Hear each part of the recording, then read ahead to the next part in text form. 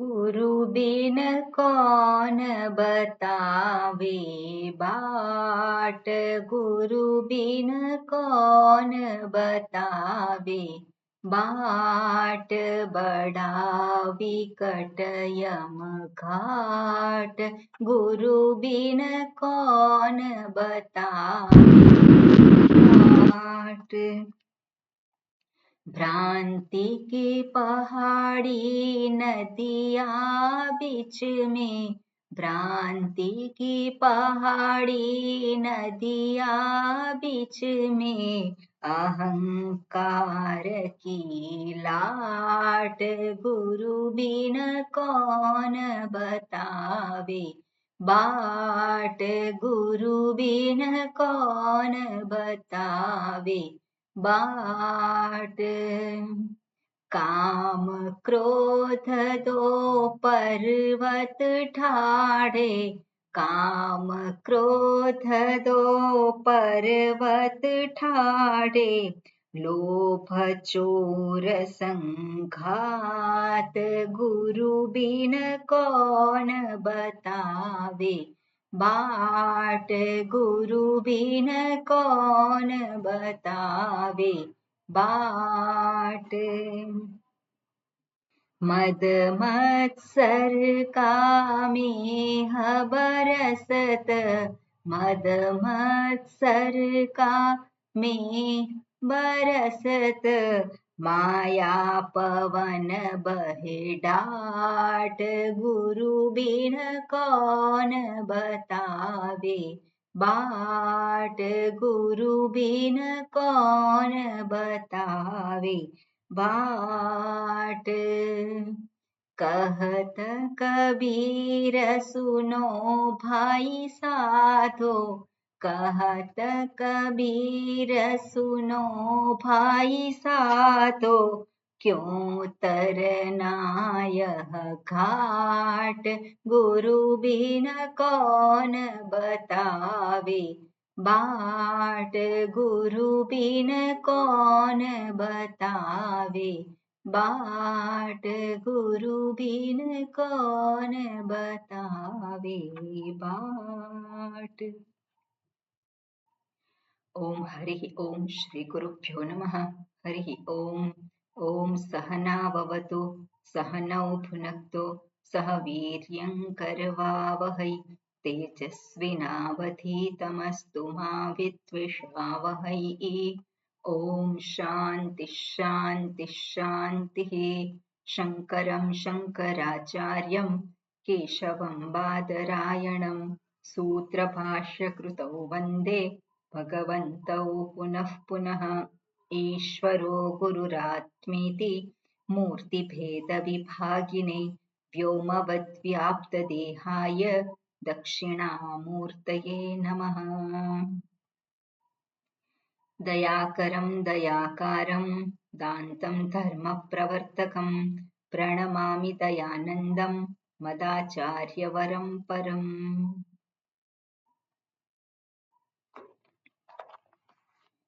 Okay, मंगलाचरण અને 12મો મંત્ર. ઓકે, હા ચંદ્રિકાબેન. ओम नमो भगवते वैवस्वताय मृत्यवे ब्रह्म विद्याचार्याय नचिकेतसे च एको वशी सर्वभूतान्तरात्मा एकं रूपं बहुधायः करोति तमात्मस्थं येऽनुपश्यन्ति धीराः तेषां सुखं शाश्वतं नेतरेषाम्। સરસ. આપણે ગઈકાલે જોઈ રહ્યા હતા અધ્યાસના સંદર્ભમાં. અધ્યાસ જે છે અજ્ઞાનનું બીજું નામ છે, આપણે કહી શકીએ. અજ્ઞાનનું જ બીજું નામ શું થાય? અધ્યાસ. કારણ કે અજ્ઞાન ન જ્ઞાન આપણે કહીએ અભાવાર્થે, તો ત્યાં જ્ઞાનનો અભાવ છે. તો જ્ઞાનનો અભાવ છે શેનો અધ્યાસ થાય? કઈ છે જ નહીં તો અધ્યાસ ક્યાં થાય? કંઈક હોય તો અધ્યાસ થાય. એટલે અભાવે જે આપણે ગણતા હોઈએ કે અજ્ઞાન છે, અવિદ્યા છે, એટલે પણ અભાવે ના લઈ શકીએ આપણે. કઈ રીતે લેવાય એને? અભાવે ના લેવાય. બીજા કયા અર્થ છે? અલ્પાર્થે અથવા તો અન્યાર્થે, વિરુદ્ધાર્થે. એટલે અલ્પાર્થે આપણે લઈ શકીએ અથવા તો આપણે કહી શકીએ કે અન્યાર્થે છે અથવા તો વિરુદ્ધાર્થે છે. કંઈક હોય તો ત્યાં અધ્યાસ થાય. એટલે આપણે જ્યારે કહીએ કે મારી સમસ્યાનું કારણ અવિદ્યા છે, અજ્ઞાન છે, તેનો અર્થ એવો નહીં કે ત્યાં કંઈ છે જ નહીં, જરાય જ્ઞાન છે જ નહીં. અજ્ઞાન એટલે જ્ઞાનનો અભાવ નહીં. બરાબર? અવિદ્યા એટલે વિદ્યાનો અભાવ નહીં. પણ વિદ્યા કેવી છે? પણ ઓછી છે.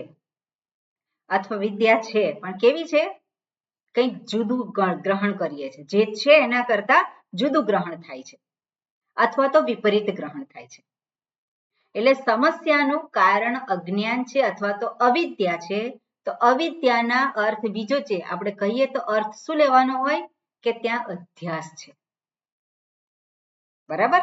જ્યારે પણ આપણે કહીએ કે સમસ્યાનું મૂળ કારણ શું છે તો અજ્ઞાન કહીએ ખરા, પણ અજ્ઞાનનો અર્થ આપણે તરત એ વસ્તુ આવવું જોઈએ કે શું છે? અધ્યાસ થયેલો છે.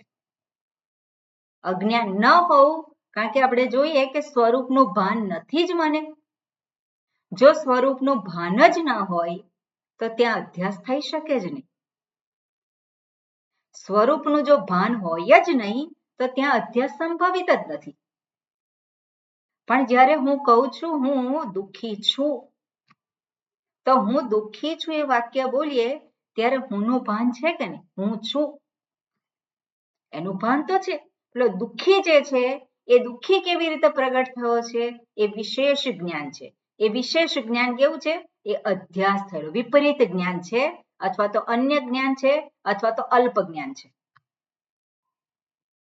ખરેખર છે શું વસ્તુ? હું સુખ સ્વરૂપ છું. સુખ સ્વરૂપ છું પણ પેલો કે છે દુઃખી છું. તો જે સુખ સ્વરૂપ, જે સુખ કહીએ છીએ સુખી, તે શું છે? સુખ એ સ્વરૂપ જે આપણે કહીએ એ વિશેષ જ્ઞાન છે.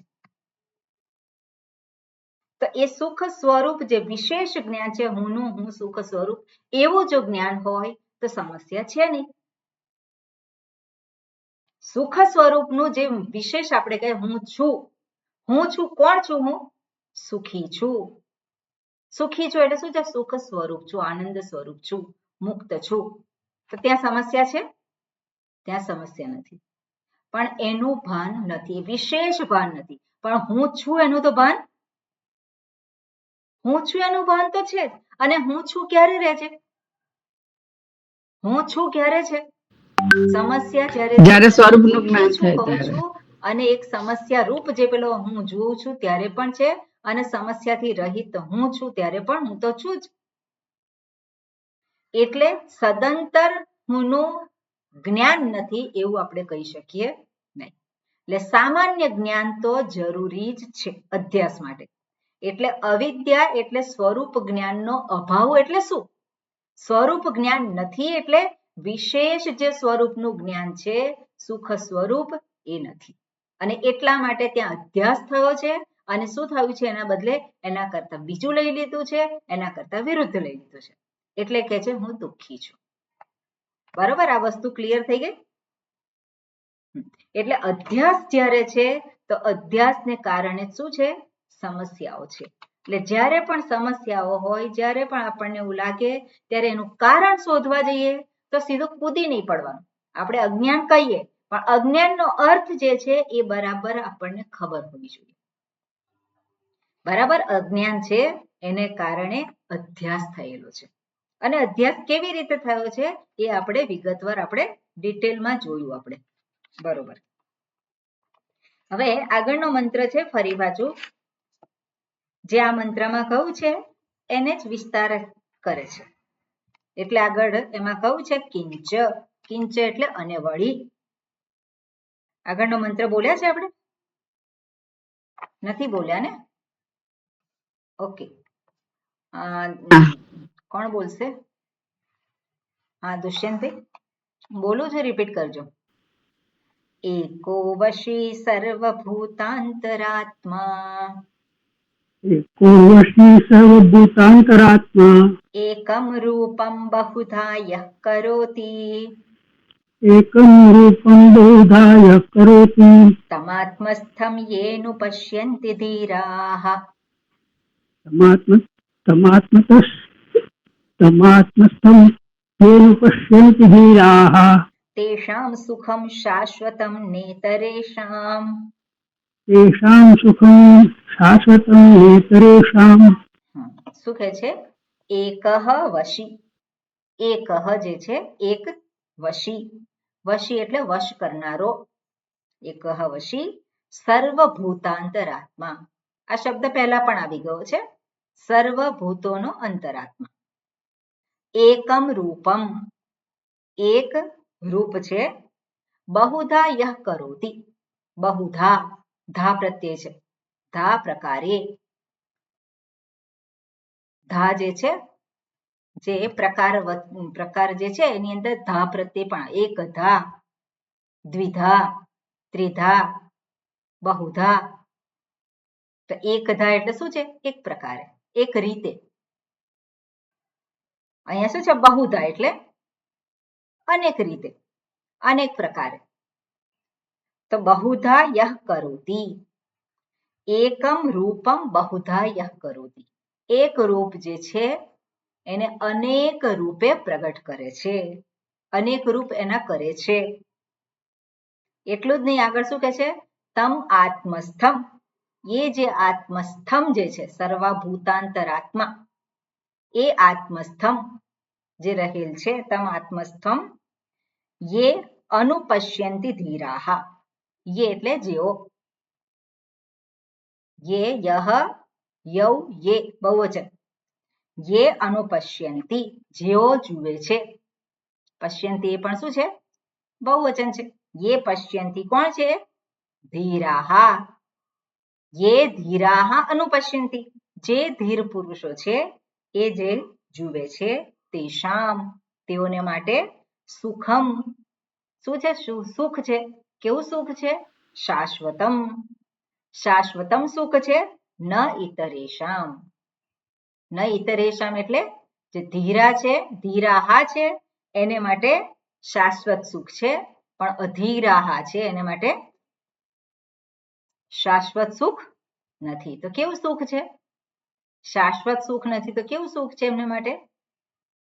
ક્ષણ માત્ર, ક્ષણિક સુખ, આવે તો છે જ, જાય, એટલે અનિત્ય સુખ છે, શાશ્વત સુખ નથી. ન ઇતરેષામ. ક્લિયર આટલું એમાં? હવે અહીંયા આ મંત્રમાં જે છે 3 વાતો કરી છે. એક તો જે દર્શાવ્યું છે એકત્વ દર્શાવ્યું છે. એકત્વ એ શ્રુતિનો મુખ્ય ટોપિક છે. એકત્વ કોની વચ્ચેનો? બ્રહ્મ આત્મ એકત્વ અથવા તો જીવેશ્વર ઐક્ય, બીજી રીતે આપણે એ રીતે કહી શકીએ, અથવા તો બ્રહ્માત્મૈક્ય. એ શ્રુતિનો એ જે વિષય છે એ અહીંયા દર્શાવ્યું છે, એકત્વ છે. એટલું જ નહીં, અહીંયા બીજું જે દર્શાવેલું છે અધિકારી દર્શાવેલો છે, ધીરાહા એ શબ્દથી અધિકારી દર્શાવે છે. અને ત્રીજું ફળ દર્શાવ્યું છે. શું ફળ મળે છે? શાશ્વતમ સુખમ. બરાબર, 3 વાતો કરેલી છે અહીંયા. હવે આપણે અહીંયા જોઈએ તો આત્માનું સુખ સ્વરૂપ જ દર્શાવે. હા, કઈ પૂછવું છે? ધીર, આપણે 3 વાતને ફરીથી રિપીટ કરશો પ્લીઝ? ધીરાહા એ અધિકારી દર્શાવે છે. એની પહેલા જે છે એકત્વ દર્શાવ્યું, અને ત્રીજો ટોપિક જે છે એને ફળ જે પ્રાપ્ત થાય છે શાશ્વત સુખ. એ 3 વસ્તુની અહીંયા વાત કરેલી છે. આપણે જોઈએ કે શ્રુતિ કહેવા માંગે છે કે દુઃખનું કારણ છે નહીં. શ્રુતિ શું કહેવા માંગે છે? સમસ્યા કોઈ છે નહીં. સમસ્યા તને દેખાય છે તો અધ્યાસને કારણે છે. ખરેખર સ્વરૂપમાં કોઈ સમસ્યા નથી, સ્વરૂપમાં દુઃખ નથી. એટલે હું દુઃખી જ્યારે પેલો કહે છે તે હુંની ઉપર દુઃખનો અધ્યાસ થયેલો છે. હુંમાં જે સુખ સ્વરૂપ છે ત્યાં દુઃખનો અધ્યાસ થયેલો છે. હવે જ્યાં પણ અધ્યાસ થાય, પેલો હું દુઃખી, તો દુઃખ સામાન્ય રીતે જે અધ્યાસ થયેલો છે તે આપણે કહીએ છીએ, પણ થાય છે શું? દુઃખનું કારણ જે છે એ કયું હોય છે? આપણે કહીએ છીએ અધ્યાસ છે, પણ અધ્યાસ થયો હું દુઃખી થયું શું? ગઈકાલે જ આપણે જોયું હતું કે અધ્યાસ થયો એને કારણે ઈચ્છા થઈ, ઈચ્છા પ્રેરિત શું થયું? કર્મ થયું, કર્મનું ફળ આવ્યું અને ફળ જે છે એ સુખદ હોય અથવા તો દુઃખદ હોય. હવે એ જે છે આ પ્રક્રિયા જે છે એ જીવ માત્રને માટે છે. જીવ માત્ર શું કરે છે? આ રીતે જ વર્તન કરે છે અને એને સુખ જોઈએ છે. સુખ જોઈએ છે એટલે શું કરે છે? દોડે છે સુખની પાછળ, અને દુઃખ નથી જોઈતું એટલે દુઃખથી ભાગે છે. આ જ પ્રવૃત્તિ બધા જીવોની છે કે નહીં? બધા જ જીવોની આ જ પ્રવૃત્તિ છે. સુખ પ્રાપ્તિ માટે પ્રવૃત્ત થવું અને દુઃખમાંથી ભાગવું. હવે બધા જ જ્યારે આ એક જ પ્રવૃત્તિમાં ગોઠવાયેલા હોય તો આ જે બુદ્ધિ આપી છે ભગવાને, એનો એ ઉપયોગ કરે કે ના કરે? એ કરતો હોય છે. જો એણે આ રીતે કર્યું એને વધારે મળ્યું,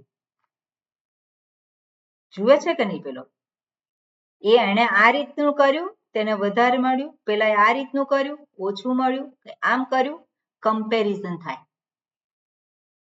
છે કે નહીં? કમ્પેરિઝન. જ્યાં જગત ઉપર દ્રષ્ટિ હોય ત્યાં કમ્પેરિઝનથી કોઈ બાકાત રહી શકે નહીં, અને એમાં કોઈક આગળ હોય કોઈક પાછળ હોય કે નહીં? આ જગતની અંદર જે પેલો સુખ માટે દોડતો હોય એને એની આગળ કોઈક દેખાતું હોય અને એની કોઈ પાછળ દેખાતું હોય. સુખ કઈ રીતે? ધનથી સુખ, પૈસા મળે તો હું સુખી, વધારે પૈસા હોય તો હું વધારે સુખી. તે શું છે? એ જુએ આગળ કોની પાસે વધારે પૈસા છે એટલે એને દેખાય. એને દેખાય એટલે એની શું થવાનું હતું? એની ઈર્ષા થાય. અને એની પછીનો છે એને માટે શું થાય? ત્યાં પેલો કોલર ઊંચો થઈ જાય એટલે સત્તાધીશ હોય, તે સત્તાધીશ હોય એને પણ શું થાય? આગળ દેખાય કોઈ અને પાછળ દેખાય. તો કમ્પેરિઝન જે થવી એ સહજ છે, અને આ કમ્પેરિઝન છે એ દુઃખનું કારણ છે. દુઃખનું કારણ શું છે? મારે એના જેટલું જોઈએ છે, મારે એના જેવું થવું છે, મારે આવું જોઈએ છે, તે શું? કમ્પેરિઝન થાય. એટલે હંમેશા પર ઉત્કર્ષ રહેલો હોય. પર ઉત્કર્ષ એટલે શું છે? બીજાનો ઉત્કર્ષ એને દેખાય. જગતમાં મને જે શરીર પ્રાપ્ત થયું છે એ સ્વસ્થ છે કે અસ્વસ્થ છે? મને જે શરીર પ્રાપ્ત થયું છે એને કઈ રીતે જોઈએ આપણે? સ્વસ્થ છે કે અસ્વસ્થ છે?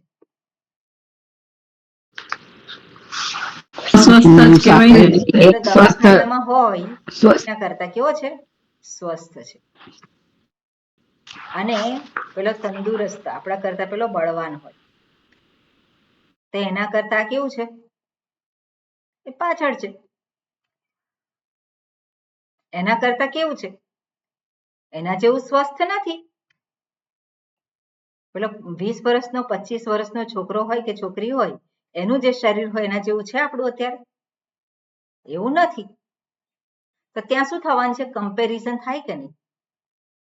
ઓટોમેટિક જ આપણું મન જે છે એ કમ્પેરિઝનમાં જ ગોઠવાઈ જતું હોય છે, અને કમ્પેરિઝન થાય ત્યાં શું છે?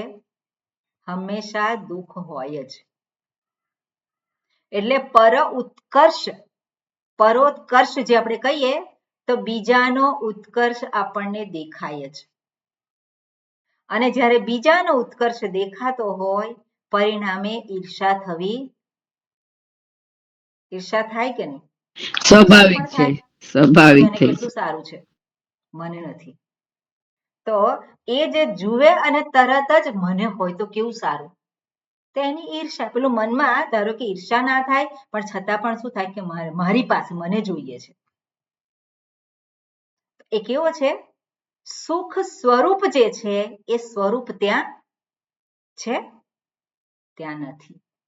એટલે હંમેશા જે વ્યવહાર જે છે, જે આપણે કહીએ છીએ વ્યવહારિક જગતમાં રહેનારો જે વ્યક્તિ છે એ સુખી હોય. કેટલો સુખી હોય?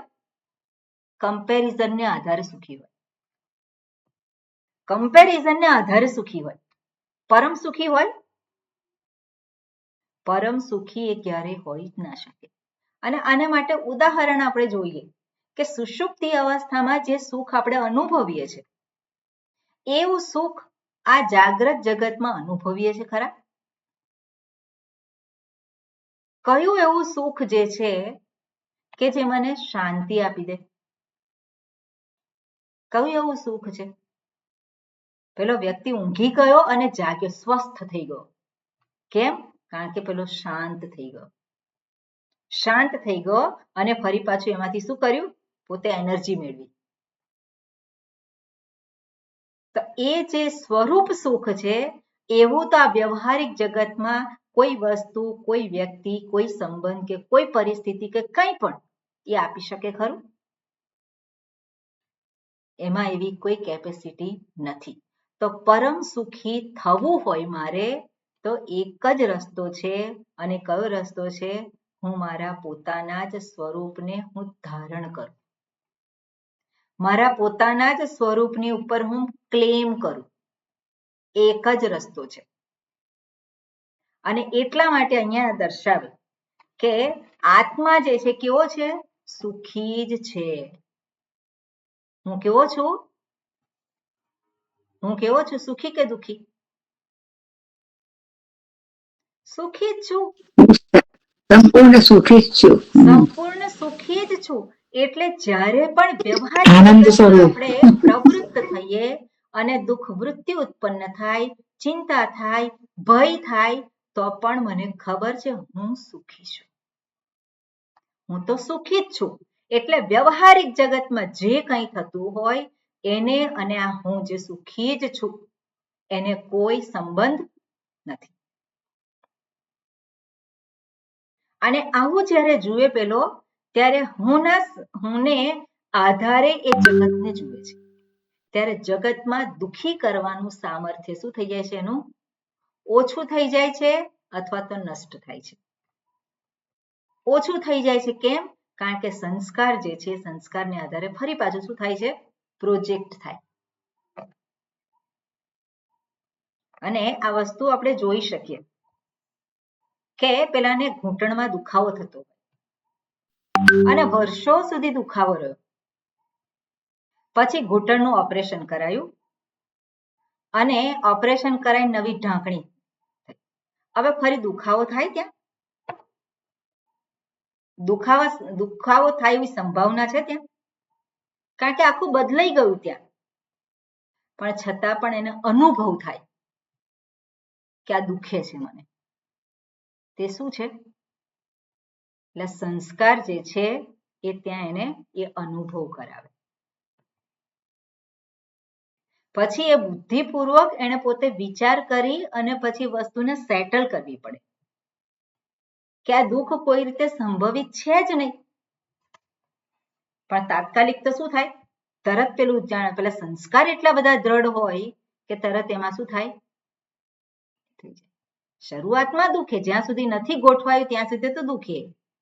પણ એક વખત ગોઠવાઈ ગયું બધું અને પછી પણ પેલું શું થાય? અંદર થાય. તો આ વસ્તુ શું દર્શાવે છે કે સંસ્કાર જે છે એને જતા વાર લાગે. ત્યાં સુધી પેલું દુઃખ જે છે ઓછું થાય પણ નાશ ના થાય. પણ જ્યારે હું મારા સ્વરૂપને ધારણ કરી રાખું ત્યાં જ મારી નિષ્ઠા હોય તો આ જગત મને ડરાવી શકે નહીં, હરાવી શકે નહીં. આ જગત મને દુઃખી કરી શકે નહીં. અને આ જ વસ્તુ શ્રુતિ આપણને વારંવાર કહે છે. શ્રુતિ આ જ વસ્તુની ઉપર ભાર આપે છે. એટલે ઐક્ય જ્યારે દર્શાવે ત્યારે ઐક્ય એના સંદર્ભમાં આપણને એ વાત તો ખબર છે કે ઈશ્વર જેને કહીએ છીએ અથવા તો બ્રહ્મ કહીએ છીએ એને દુઃખ દુઃખ છે ત્યાં? એને તો દુઃખ નથી જ. કોને દુઃખ છે? તો પેલો કે હુંને દુઃખ છે. હુંને દુઃખ છે? હુંને નથી. હુંને પણ નથી. હું પણ કેવો છે? સુખ સ્વરૂપ છું. એટલે એનાથી હું જુદો નથી. એટલે બ્રહ્મ આત્મ ઐક્ય અથવા તો ઈશ્વર જીવ ઐક્ય દર્શાવવાનું પાછળનું પ્રયોજન શું છે? સ્વરૂપ એકમાત્ર સત્ય છે અને સ્વરૂપ સિવાયનું જે છે ત્યાં જ સમસ્યા છે, ત્યાં જ દુઃખ છે. અને આ વસ્તુ આપણને અહીંયા એ દર્શાવે છે. એટલે કયું હોય કે એકહ વશી. એક જે છે જે કેવો છે? વશી. વશી એટલે શું? વશમાં કરનાર. વશીન નકારાંત શબ્દ છે અને પ્રથમા વિભક્તિ એકવચન થાય વશી, જે બધાને વશમાં કરે છે. તો એક જે છે જે બધાને વશમાં કરનાર. હવે આ વશી શબ્દ છે એને સમજવા માટે ઈશ્વરને આપણે લઈ શકીએ. બ્રહ્મ અથવા તો ઈશ્વર. ઈશ્વર કેવો છે? વશી. એક છે વશી. પછી આપણે જોઈશું આગળ. એકહ વશી, એ બધાને વશમાં રાખે છે. જેણે માયાને વશમાં કરી એને બધાને વશમાં કરેલા જ છે. બરાબર ને? જે માયા જેના વશમાં છે તો માયાનું જે કાર્ય છે અને એ બધું છે શું છે? એના વશમાં છે. એટલે એકહ વશી સર્વભૂતાંતરાત્મા. કેવો છે? સર્વભૂતોના આત્મરૂપે છે. એટલે ક્યાં રહેલો છે? સર્વના આત્મા રૂપે. એટલે હું રૂપે એ જ રહેલો છે. એટલે હું કયો? હું જીવાત્મા નહીં. કયો હું? જેને આપણે કહીએ કે સ્વરૂપ, શુદ્ધાત્મા. શુદ્ધાત્મા જે છે એ જ સર્વમાં રહેલો છે. એને જ આપણે કોણ કહીએ? એકહ વશી. જે પરમાત્મા સર્વના શુદ્ધાત્મા રૂપે રહેલ છે એ શું કરે છે? બધાને વશમાં રાખે છે. બધાને વશમાં રાખે છે એટલે પ્રાણી માત્રને પોતાના વશમાં રાખે છે. અને અંતરમાં રહેલો હું જે છે, શુદ્ધાત્મા જે છે, એ પણ બધાને વશમાં રાખે છે. શેને? ઇન્દ્રિયો, પ્રાણ, બુદ્ધિ, શરીર બધાને વશમાં રાખે છે. કઈ રીતે વશમાં રાખે છે? હું છું તો શરીર છે. હું છું તો શરીર છે. શરીર ચેતનવાન છે. હું છું, ઇન્દ્રિયો છે, ચેતનવાન છે, એ જગતના વિષયોને ગ્રહણ કરી શકે છે. તો આ શું કરે છે? એને સત્તા અને સ્ફૂર્તિ આપે છે. શું કહેવાય? સર્વભૂતોના અંતરાત્મા, જે શુદ્ધાત્મા તરીકે રહી અને આ બધાને શું કરે છે? પોતે જાણે કે જીવંત બનાવે છે. આ બધા એના વશમાં છે. કઈ રીતે વશમાં છે? હું ન હોય તો એકે ન હોય. હુંની હાજરીથી જ આ શરીર, ઇન્દ્રિય, મન, બુદ્ધિ પણ છે. હું ન હોય તો એકે હોય નહીં. એટલે એને કહ્યું છે વશી સર્વભૂતાંતરાત્મા. જે વાત કરી છે ઈશાવાસ્ય પનિષદમાં, સૌથી પહેલું જ વાક્ય છે ઈશાવાસ્યમિદં સર્વમ. તો ઈશાવાસ્યમિદં સર્વમ શું છે? તો કે ઈશેન, ઈશા તૃતીય વિભક્તિ છે. ઈશ્વરથી જ આ સંપૂર્ણ સૃષ્ટિ વ્યાપ્ત છે. ઈશાવાસ્ય. તો સંપૂર્ણ સૃષ્ટિ જે છે એ ઈશ્વરથી વ્યાપ્ત છે. એટલે શું? એ જ સર્વને સત્તા અને સ્ફૂર્તિ આપે છે. એ છે તો બધું જ છે. એટલે એકહ વશી સર્વભૂતાંતરાત્મા. એટલું જ નહીં, એકમ રૂપમ. અનેક રૂપ છે કે એક રૂપ છે? આપણે જોઈએ છે સર્વભૂતાંતર. તો સર્વ એટલે શું? સર્વ કોને કહીએ? સર્વરૂપ છે. પણ એનું પોતાનું કયું રૂપ છે? એનું કોઈ રૂપ નથી. કયું રૂપ છે? સ્વરૂપ છે. સર્વરૂપની પાછળ સર્વરૂપ છે, ત્યાં જ સ્વરૂપ છે. અને એ જે છે શું છે? એકમ રૂપમ. એટલે એકમ સ્વરૂપમ બહુધા યહ કરોતિ. બહુધા એટલે અનેક રૂપે પોતે પ્રગટ થાય છે. એક જ અનેક બની જાય છે. હવે એક અનેક કેવી રીતે બને? એક હોય અનેક કેવી રીતે બની શકે? તો આપણે જોઈએ. હા, તમે કહો, શું કહેતા હતા? એક કેવી રીતે અનેક બને? ઓકે, અહીંયા ઉદાહરણથી આપણે જોઈએ. એક જે છે, એક હું અને 10 અરીસા. એક હું અને 10 જે છે અરીસા. હવે કેટલા જણની રસોઈ બનાવવાની? એકની કે 11ની? એકની. એકની જ. ગણાય કેટલા? એક જ. બાકી બધા શું છે? એકની જ અભિવ્યક્તિ છે, એકના જ રૂપ છે. એ જ રીતે એક જ સત્ય જે છે એ જ છે. બાકી બધું જે કંઈ સર્વ શબ્દ જ્યારે કહીએ તો સર્વ એટલે રૂપને દર્શાવે. સર્વ એટલે શું છે? બધું. બધું એટલે શું? રૂપ છે, નામ રૂપ. તો એક સત્યની જ બધી અભિવ્યક્તિ છે, એના જ બધા રૂપ છે. રૂપ છે એટલે શું છે? રૂપ સાચા છે? રૂપ સાચા છે? રૂપ સાચા નથી. રૂપની સ્થિતિ છે. રૂપ ક્યાં સુધી છે? જ્યાં સ્વરૂપ છે ત્યાં સુધી. નામરૂપનો નાશ છે. એક જે છે ત્યાં સુધી જ બધી અભિવ્યક્તિ છે. એટલે પેલો હું સુખી જેને કહે છે, સ્વરૂપ જે છે એ છે ત્યાં સુધી જ રૂપ છે એના. કયા રૂપ છે? કયા રૂપ છે? અનેક રૂપ છે. આ બીજા ઉદાહરણથી પણ આપણે જોઈ શકીએ. બીજું ઉદાહરણ શું છે કે પેલો અભિનેતા. અભિનેતા છે, જુદા જુદા મૂવીમાં જુદા જુદા રૂપ ધારણ કરે, બરોબર ને? પણ એ અનેક થઈ ગયા? અનેક નથી થતા, એક જ છે. એટલે એક એ હું અને હુંનું એક રૂપ. કયું રૂપ? આ શરીર રૂપ. આ એક રૂપ થયું, શરીર રૂપ થયું. બીજું શરીર છે ત્યાં, તો બીજા શરીર રૂપે કોણ છે? બીજા શરીર રૂપે કોણ છે? એ જ છે એટલે કોણ? એ જ એટલે કોણ? અભિનેતા છે. અભિનેતા ઈશ્વર. હું એટલે ઈશ્વર બ્રહ્મ. એટલે જે આપણે ઈશ્વરને એટલે એક જ બીજા સ્વરૂપ જે કહીએ રૂપ છીએ જે એ જ. છે આ એક રૂપ જે છે, આપણે કહીએ આ શરીર. તો આ શરીર હુંની અભિવ્યક્તિ છે કે સ્વરૂપ છે? એની અભિવ્યક્તિ છે. એની અભિવ્યક્તિ છે. આ એનું રૂપ છે, અભિવ્યક્તિ થઈ છે. બરાબર ને? એનું રૂપ છે. અને આપણે જોઈએ કે એનું રૂપ છે. હવે એનું રૂપ બીજી રીતે પ્રગટ થાય છે. કઈ રીતે? ઇન્દ્રિયો રૂપે થાય છે કે નહીં?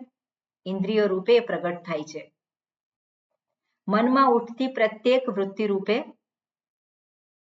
હું જ પ્રગટ થઉં છું. કોણ પ્રગટ થાય છે? કેટલી વૃત્તિઓ છે મનમાં? અનેક વૃત્તિઓ છે, પણ એ અનેક રૂપે કોણ છે? હું જ છું. હુંની જે અભિવ્યક્તિ શરીર રૂપે, ઇન્દ્રિયો રૂપે, પ્રાણ રૂપે, મનમાં ઉઠતી વૃત્તિ રૂપે, મનમાં જે બુદ્ધિમાં નિશ્ચય થાય છે એના રૂપે, બધી એની અભિવ્યક્તિ છે. તો હું જે છે માત્ર આ શરીરમાં જ છે? આ શરીરમાં જ છે? બધા શરીરમાં છે. બધા શરીરમાં. એક વશી. આ શરીરમાં જે ઉપલબ્ધ છે અને એની બધી અભિવ્યક્તિ છે, આ શરીર, ઇન્દ્રિય, મન, બુદ્ધિ, એમાં જે કંઈ છે એની અભિવ્યક્તિ છે. એ જ જે એક જે છે બીજું શરીર છે ત્યાં પણ છે કે નહીં? એમાં પણ અનેક અભિવ્યક્તિ છે. હવે એ જે એક જે છે એ બીજા શરીરમાં બીજું થઈ ગયું? બીજું થઈ ગયું. તો આપણે જ્યારે હું કહીએ હું, તો હું ક્યાં છે? માત્ર અહીંયા જ છે? ક્યાં છે? સર્વત્ર. સર્વત્ર એટલે શું?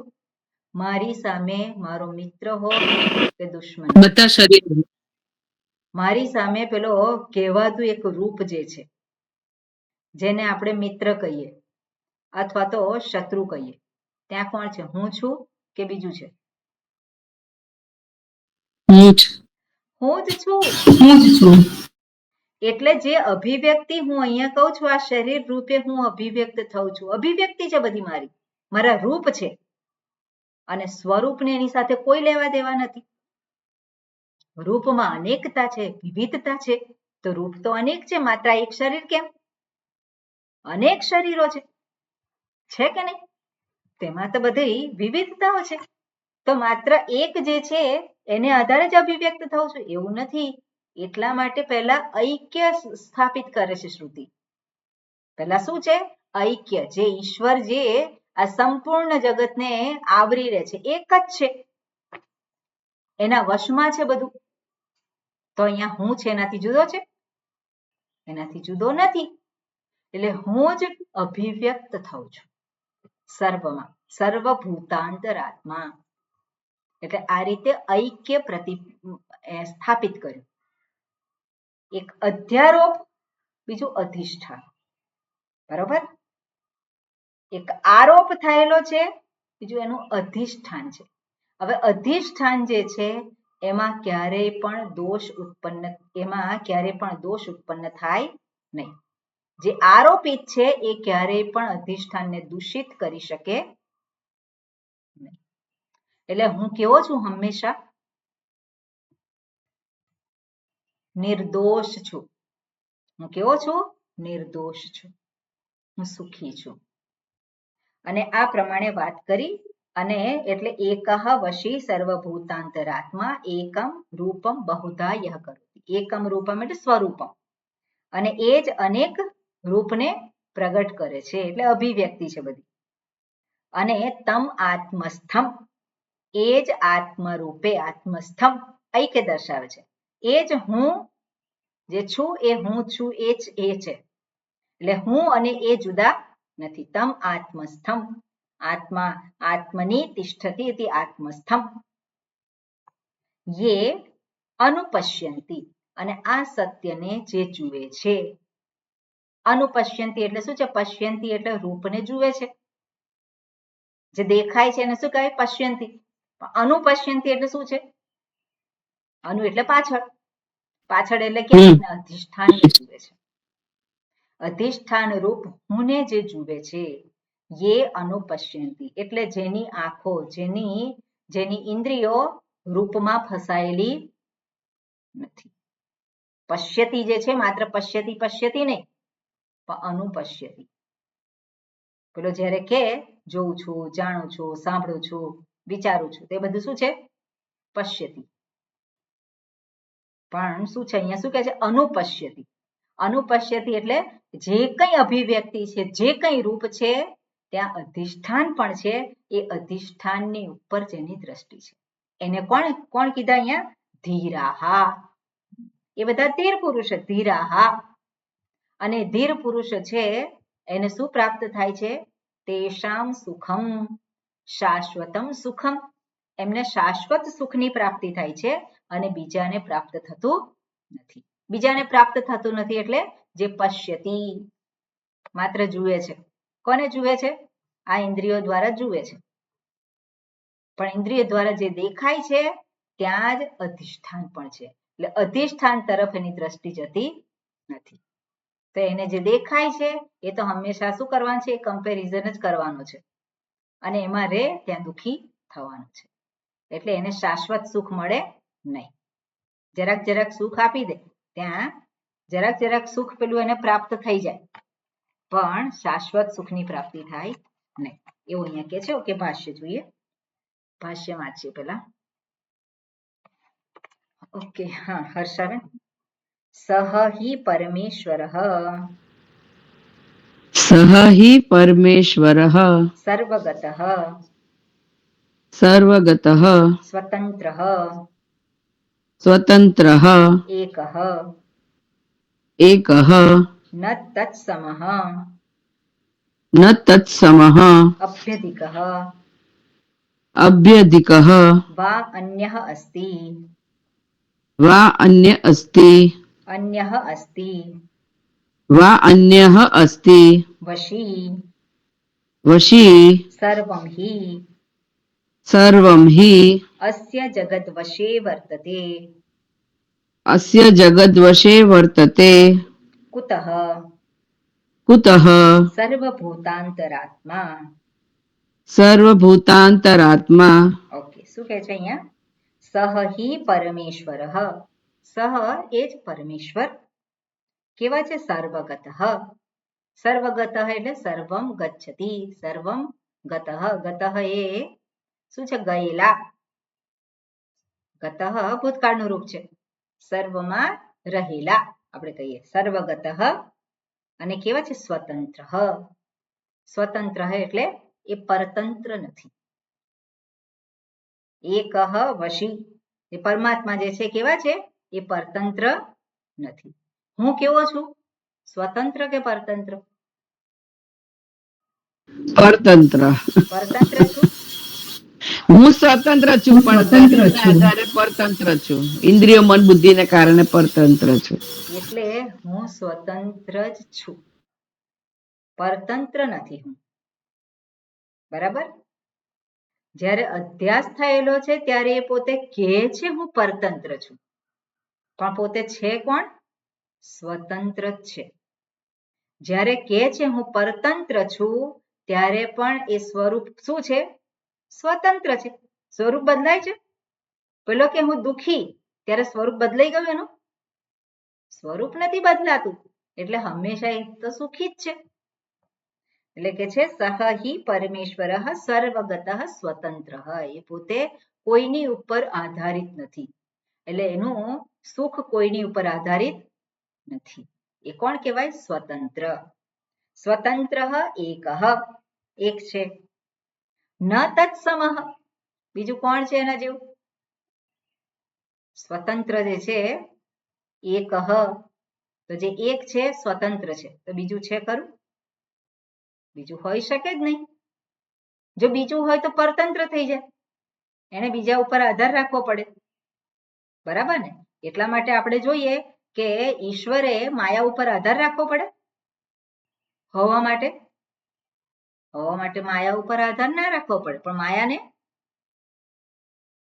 માયાને આધાર રાખવો પડે ઈશ્વર ઉપર અને તો જ જગતનું સર્જન કરી શકે સ્વતંત્ર રીતે એ જગતનું સર્જન કરી શકે નહીં એટલે ઈશ્વરને આશ્રિત હોય એટલે બ્રહ્માશ્રયા માયા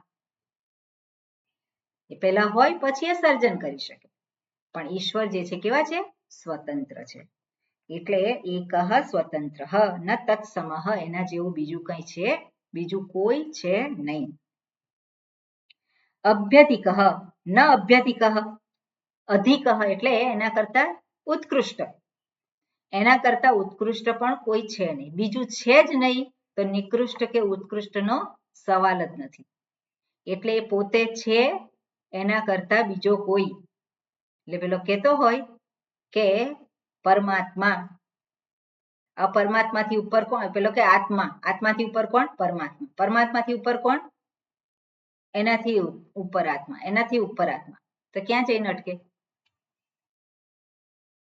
તે કોઈ જગ્યાએ અટકે નહીં એટલે એક જગ્યાએ રોકાઈ જવાનું એટલે ક્યાં છે પરમાત્મા એ જ એક છે એનાથી ઉપર કોઈ છે નહીં એટલે અભ્યધિકઃ વા અથવા અન્યઃ અસ્તિ બીજું કોઈ છે નહીં એનાથી બીજું કોઈ નથી એનાથી ઉપર કોઈ નથી આ પ્રમાણે દર્શાવે છે બરોબર પછી આગળ શું કહે છે વશીનો અર્થ શું કર્યો સર્વમ હિ અસ્ય જગદ વશે વર્તતે સર્વમ હિ બધું જ અસ્ય જગત આ જે કંઈ જગત છે એ વશે વર્તતે જેના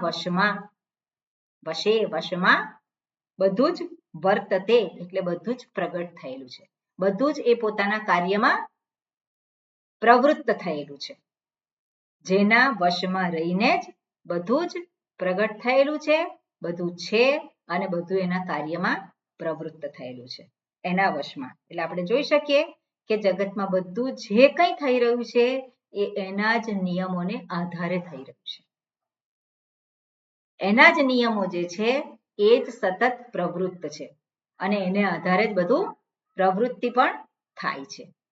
એટલે એ બધી જ પ્રવૃત્તિ કોના વશમાં છે? એ એકના વશમાં છે. એ જ રીતે આપણે કહીએ કે આ શરીરની પ્રવૃત્તિ, ઇન્દ્રિયોની પ્રવૃત્તિ, તો એ એકના જ વશમાં છે. કયો એક? જીવાત્મા નહીં. કયો છે? એ એક જ. જે પરમાત્મા જે છે, સર્વભૂતાંતરાત્મા, એ ક્યાં છે? અહીંયા પણ ઉપલબ્ધ છે. અધિષ્ઠાન જે છે કોણ છે? હું. અધિષ્ઠાન રૂપે એ જ ઉપલબ્ધ છે. તો આ શરીરમાં જે કંઈ ક્રિયા થાય છે, ઇન્દ્રિયોની ક્રિયા થાય છે, તે શું છે? એને કારણે જ છે. એ એક જે છે એને કારણે જ. એટલે સંપૂર્ણ જગત જે છે એના જ વશમાં છે. અને કુતઃ, કેવી રીતે એના વશમાં છે? સર્વભૂતાંતરાત્મા, સર્વના ભૂતના અંતરાત્મા રહી અને બધાને જ એ વશમાં રાખે છે. ઓકે, આ રીતે આની અંદર દર્શાવ્યું છે. એટલે જે કંઈ છે એ બધું જ કેવું છે? મિથ્યા છે. સત્ય એક જ છે. એક સત્ય અને બીજું બધું જ જે કંઈ કહીએ આપણે એને મિથ્યા. સર્વમ મિથ્યા. અને સર્વમ એટલે નામરૂપ. જે કંઈ નામરૂપ છે બધા જ મિથ્યા છે. અને મિથ્યા શબ્દનો અર્થ શું થાય? છે પણ ખરું, નથી પણ ખરું. યોગ્ય છે પણ માત્ર વ્યવહારિક સાચું છે, નથી. અનુભવ સિદ્ધ છે. સિદ્ધ અને કામનું. કામનું કઈ રીતનું છે? કઈ રીતે મિથ્યા કામનું છે? વ્યવહાર યોગ્ય છે. વ્યવહાર યોગ્ય છે, બરોબર છે. અનુભવ સિદ્ધ છે. કામનું આપણે કહ્યું. કામનું કઈ રીતે છે? એનાથી મને સુખ મળે એટલે હું એ કામનું કરું. એટલે જે શારીરિક ઇન્દ્રિયો સુખ મળે એનાથી આ ઇન્દ્રિયો, મન ઇન્દ્રિયોને વ્યવહાર કાળે સુખ મળે કે હું આનાથી આગળ આવ્યો. પેલું શું કમ્પેરિઝન તમે કીધું ને, એમાં એવું લાગે કે હું આનાથી આગળ આવ્યો. એ ટાઈમે એને પોતાની જાતને મેં કર્યું અહંકારને એ થાય, પુષ્ટિ મળે. એક દ્રષ્ટિએ આપણે એવું કહી શકીએ, જે કંઈ મિથ્યા છે એ કામનું છે. એવી રીતે કે ઈશ્વરનું સર્જન છે અને ઈશ્વરનું સર્જન છે એમાં કોઈ પણ વસ્તુ બિનઉપયોગી નથી. એક રીતે એવું કહી શકીએ. પણ મિથ્યા કામનું છે એનો બીજો અર્થ, આધ્યાત્મિક અર્થ એવો થાય, સ્વરૂપને ઓળખવા માટે એ કામનું છે. માટીને ઓળખવા માટે કોઈક રૂપ, એ શું છે? કામનું છે. એ જ રીતે મિથ્યા જે કંઈ છે એ સ્વરૂપને ઓળખવા માટે કેવું છે? કામનું છે. એટલે સર્જન છે એ સર્જનનું કોઈક ને કોઈક ઉપયોગિતા છે, એને આધારે કામનું કહી શકીએ. અને એ મિથ્યા જે છે કામનું કઈ રીતે છે? તો એ સત્યને ઓળખવા માટે કામનું છે. કારણ કે મિથ્યા છે ત્યાં જ સત્ય છે. આપણે કોને ગ્રહણ કરીએ છીએ? સત્યને ગ્રહણ કરી શકીએ ઇન્દ્રિયો દ્વારા કે મિથ્યાને ગ્રહણ કરી શકીએ? ઇન્દ્રિય દ્વારા મિથ્યાને અને મિથ્યાને ગ્રહણ કરીએ છીએ ત્યાં જ સત્ય છે. સત્યને શોધવા ક્યાં જવાનું? સત્ય તો નિરાકાર છે, નિર્ગુણ છે. એને કેવી રીતે ઓળખવાનું? તો આકારને આધારે, સગુણને સાકાર છે ત્યાં. એને આધારે જ ઓળખવાનું છે. એટલે કઈ રીતે ઓળખાય? જ્યાં સાકાર છે ત્યાં જ નિરાકાર છે. જ્યાં નિર્ગુણ છે, જ્યાં ગુણ છે ત્યાં જ નિર્ગુણ છે. જ્યાં આ બધું છે ત્યાં જ હું છે. બરોબર? ત્યાં જ હું છે, ત્યાં જ ઈશ્વર છે. એટલા માટે મિથ્યા જે કંઈ છે એ સત્યને ઓળખવા માટેનું માધ્યમ કહીએ આપણે. તે કામનું છે કે નહીં? એ જ કામ છે મુખ્ય. એટલા માટે કહેવાય આપણે કે મિથ્યા જે છે આ બધું જ એના વશમાં છે. ઓકે, આગળનું ભાષ્ય આપણે વાંચીએ. બરોબર. હા, કુસુમબેન. યતઃ એકમ એવ યતઃ એકમ એવ સદૈકરસમ તદૈકરસં આત્માનમ વિશુદ્ધ વિજ્ઞાન રૂપમ વિશુદ્ધ વિજ્ઞાન રૂપમ નામ રૂપાદિ અશુદ્ધોપાધિ ભેદ વશેન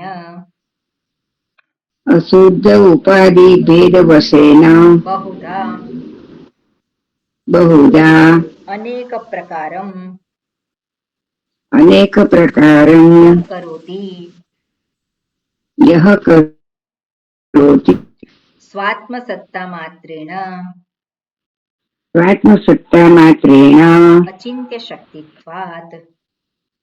અચિંત્ય શક્તિત્વાત. ઓકે, શું કહે છે આમાં? યતઃ માટે, યતઃ અથવા તો કારણ કે, યતઃ આ કારણથી. આ કારણથી એટલે શું? આગળ જે દર્શાવ્યું એ. આ કારણથી એકમ એવ, એકમ એવ જે સદા એક રસમ. સદા એક રસમ એટલે શું છે? હંમેશા એક સરખું. એટલે સુખી છે તો કેવો છે? એક સરખો સુખી છે. એટલે કેવો છે? સુખ સ્વરૂપમાં ઊંચું નીચું કંઈ થતું નથી. સુખ ઓછું થાય ને વધારે થાય એવું થાય નહીં. સુખ કેવું છે? શાશ્વત. હંમેશા એક સુખ સ્વરૂપ તો શું છે? એક જ બની રહે છે. એટલે સદા એક રસમ. એને એવું પણ કહી શકીએ ચૈતન્ય સ્વરૂપ. તો ચૈતન્ય જે છે કેવું છે? ચૈતન્ય આપણે લઈએ ચૈતન્ય સ્વરૂપ, તો ચૈતન્ય સર્વમાં સમાન રૂપે પ્રગટ થાય છે. સર્વમાં સમાન રૂપે પ્રગટ થાય છે. એમાં એવું છે કે એકમાં વધારે ચૈતન્ય છે, બીજામાં ઓછું ચૈતન્ય છે? ચૈતન્ય તો સર્વમાં સમાન રૂપે છે. એની અભિવ્યક્તિમાં ફેરફાર છે.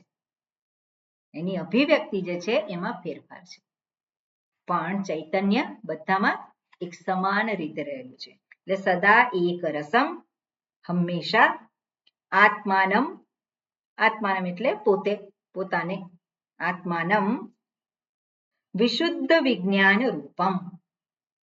વિશુદ્ધ વિજ્ઞાન રૂપમ. હવે આ શબ્દને આપણે જ્યારે પણ જ્ઞાન શબ્દ આવે ત્યારે હંમેશા બુદ્ધિને આધારિત હોય.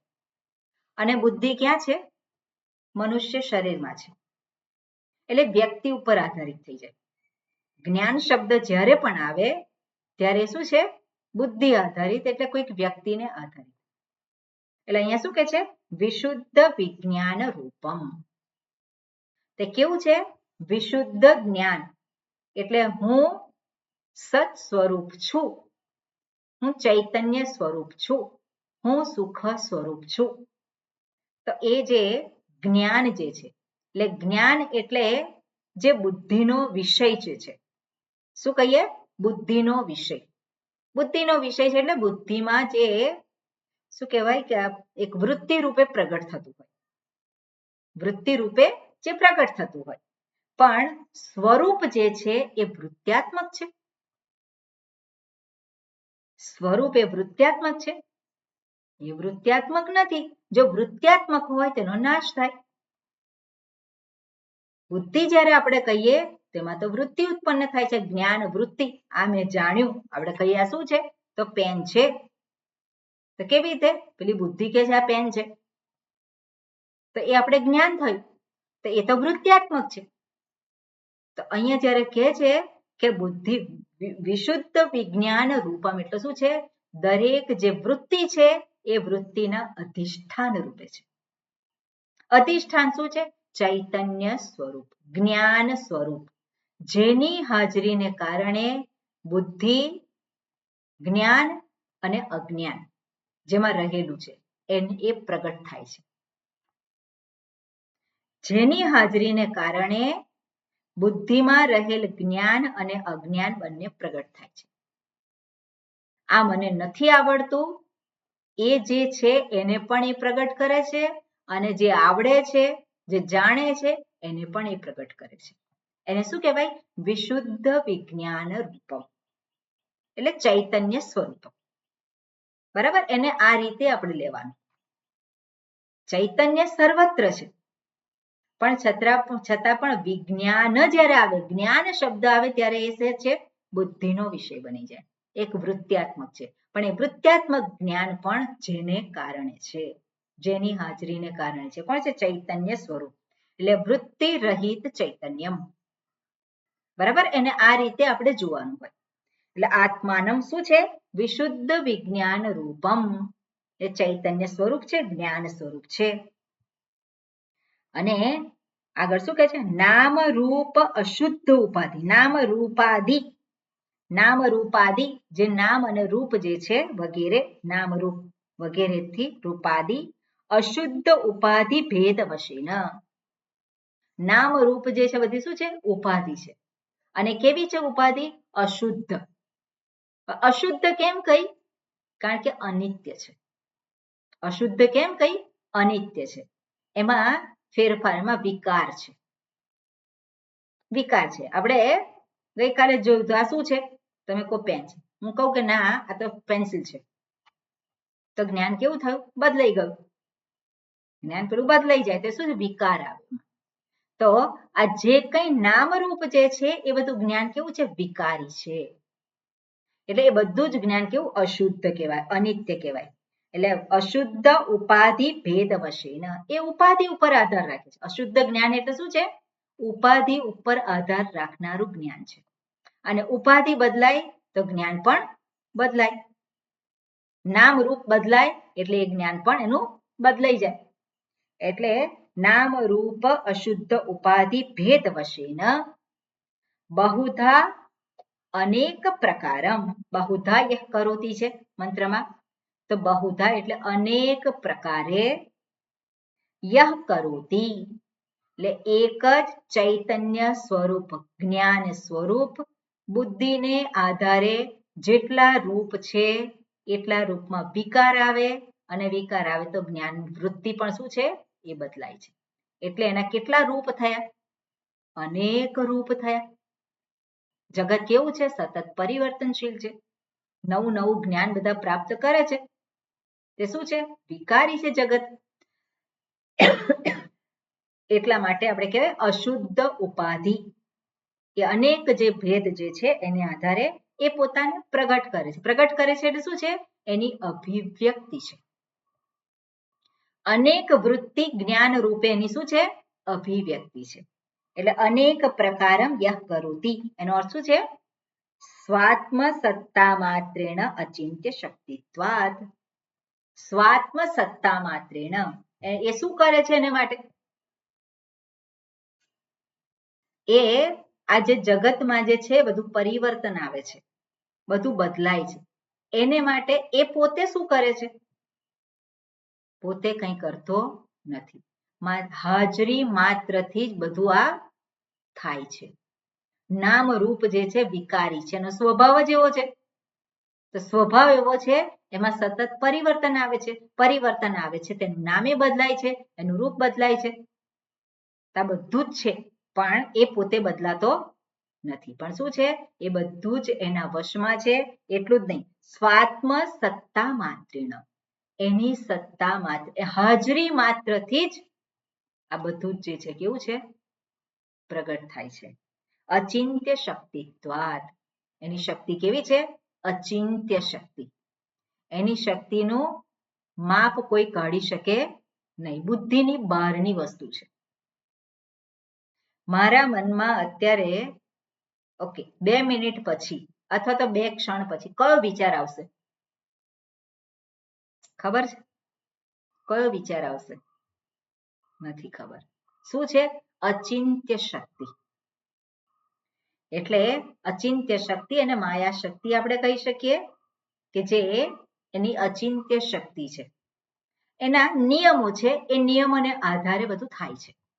પણ એ કેવું છે? સતત પરિવર્તનશીલ છે. પણ પોતે કેવો છે? પોતે એક સમાન રૂપે છે, જેની હાજરી માત્રથી જ બધું નામ રૂપ જે છે બદલાય છે. અને નામ રૂપ બદલાય છે એને આધારે આ બુદ્ધિ છે એમાં વૃત્તિઓ પણ બદલાય છે. પણ હું કેવો રહે છે? હું તો એક જ રહે છે, અખંડ ચૈતન્ય સ્વરૂપ. અને એ વસ્તુ અહીંયા દર્શાવેલું છે. એટલે આપણે કહીએ અનિર્વચનીય શક્તિ. એની શક્તિ કેવી છે? અનિર્વચનીય. અનિર્વચનીય શબ્દનો અર્થ શું થાય? સન્નાપ્ય ભયાત્મિકાનો, જેને સત ના કહેવાય, અસત ના કહેવાય. આ પેન છે એને સત કેવું કે અસત કેવું? પેન છે. હું કહું પેન છે, પછી 5 વર્ષ પછી અથવા તો અમારી રિફિલ પૂરી થઈ ગઈ પછી બધા સ્પેર પાર્ટ નથી. ભંગાર વાળું શું કરી નાખે? તો એ બધું જે છે શું છે? પેન છે એ શું થયું? નાશ. નથી. એટલે છે અને નથીમાં કેટલો ફેર છે? નથી.